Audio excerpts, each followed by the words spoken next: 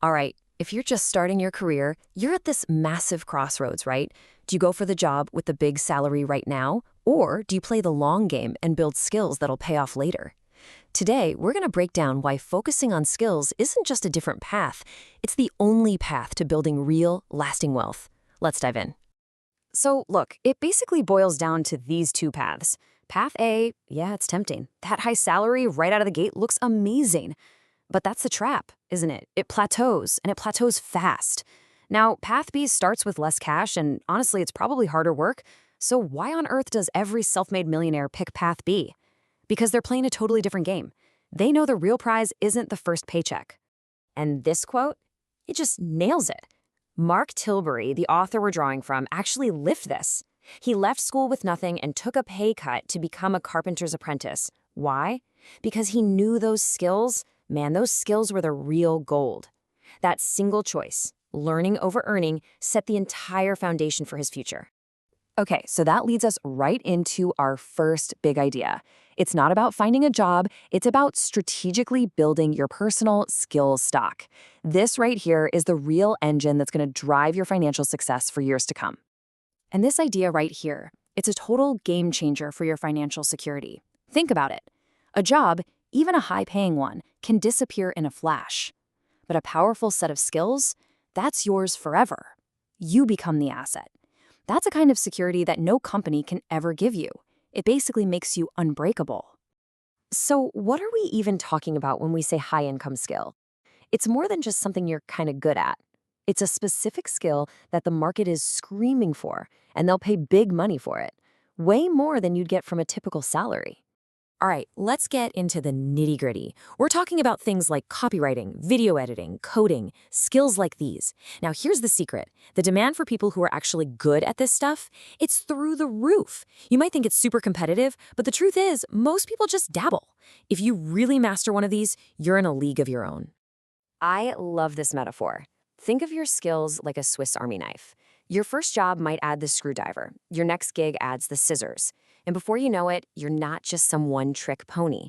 You're this incredibly versatile problem solver, ready for pretty much anything.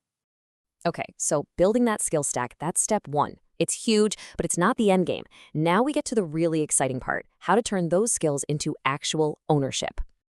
And when we say ownership, we're talking about equity, owning a slice of the company. This is the big shift. It means when the company wins, you win. That's how you stop just trading your time for money and start building real, actual wealth. So how do you actually get your hands on this equity stuff? Well, there are basically three ways to do it. One, you can go out and start your own thing.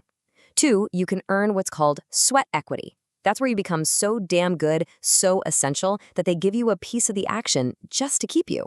Or three, you can invest in a business where you know your skills can help it explode. But, and this is absolutely crucial, you can't just walk in and say, hey, give me some equity. No, no. The goal is to first make yourself so valuable, so irreplaceable, that offering you equity is the smartest decision they could possibly make. Value comes first, always. All right, you could have the most amazing skill set on the planet, but if your mindset is off, forget it. It'll sabotage everything. So let's talk about the three big mindset traps that you absolutely have to avoid. First one, and it's a biggie, the blame game. It's that habit of blaming the economy, your boss, your bad luck, anything and everything except yourself. It's so easy to fall into this one, and let me tell you, it's a career killer. Full stop. So every single day, you've got this choice. It's like, do you pick up the magnifying glass and focus on what everyone else is doing wrong? Or do you look in the mirror and ask, okay, what can I do? What can I control? What's my next move? This proverb just says it all, doesn't it? If you're always pointing the finger, you've got a long, hard road ahead. But the second you take total ownership, boom, you've basically already arrived. You've started winning. Okay, mindset trap number two, the ego blindfolds. This is that little voice in your head that says, oh, I already know this. It's so dangerous because it shuts you off from learning, from new opportunities, from advice that could literally change everything for you. This quote really gets to the heart of it. True wisdom isn't about having all the answers. It's about realizing just how much you don't know. The smartest people in any room aren't the ones talking the most.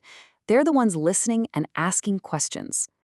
I love this iceberg analogy. What you currently know is just that tiny little tip sticking out of the water. Your ego wants you to think that's the whole thing.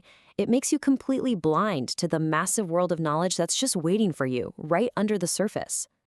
And that brings us to our third and final trap, staying static. You know, getting stuck in your comfort zone. It feels safe, it feels cozy, but really, it's a prison you build for yourself, and it stops you from ever finding out what you're capable of. And hey, if this sounds familiar, you're definitely not alone. Over half of adults admit they don't leave their comfort zone. But the real risk here isn't trying something new and failing. The real risk is looking back in 20 years with regret, wondering what could have been. I mean, just look at the author's own journey again. It's all about pushing boundaries. From an apprenticeship at 16 to hustling on the side to starting a business, and then, get this, starting a YouTube channel at 53. Talk about constantly breaking out of your comfort zone. And here's the big takeaway from that. Your potential, your comfort zone, it can be an infinite space, but it doesn't grow on its own. You have to be the one to step out and actively claim new ground for yourself. All right, so let's wrap this all up. If you forget everything else, remember this one thing. Chase skills. Chase equity. Don't just chase the next paycheck. That is the real, durable formula for long-term wealth and security. So I want to leave you with a question. What's it going to be? What's the first high-income skill you're going to start learning? What's the next tool you're going to add to that Swiss Army knife of yours? Because your entire journey, your future, it really does start with that one decision.